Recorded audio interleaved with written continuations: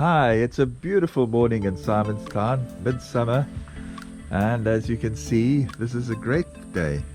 Very little wind, and today is the day of the aubergines.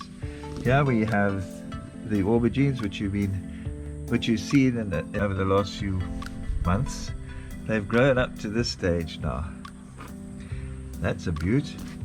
And what about that one? And this one? Wow, we're gonna have a few feasts here. And luckily for me, today I have my very famous brother-in-law, Arnold Christensen. I'm not sure about the very famous or even famous, but brother-in-law, yes.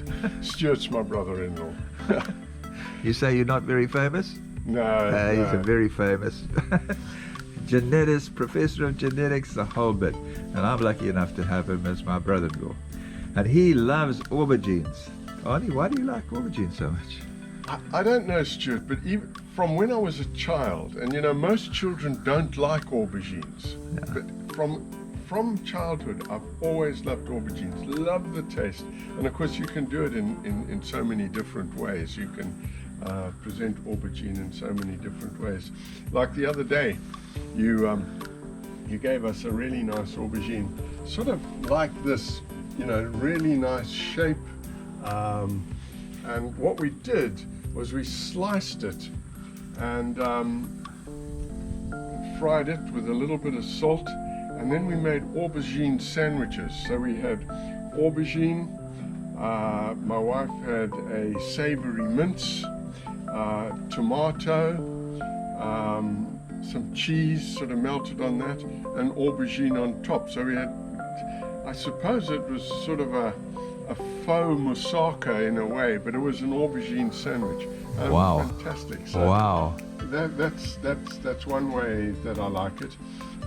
Since we've got an air fryer, we've made sort of aubergine chips, which are quite nice. That's another way. Gosh, Arnie. What I'm looking to do, and I've got to learn how to do this, is you know, you take the aubergine and halve it, scoop out the inside, and then get a mince, a mutton mince, with the aubergine that you scraped out, and cook that, and then sort of put it back in. And Wow, so wow, that sounds great. That's another thought that's coming up. I just love aubergine, and there's just so many different ways that you can have it, and it's a pretty easy vegetable to cook as well. So I'm all on for aubergines. Okay, great, Arnie. Arnie, I'm going to give you some snippets. Mm-hmm.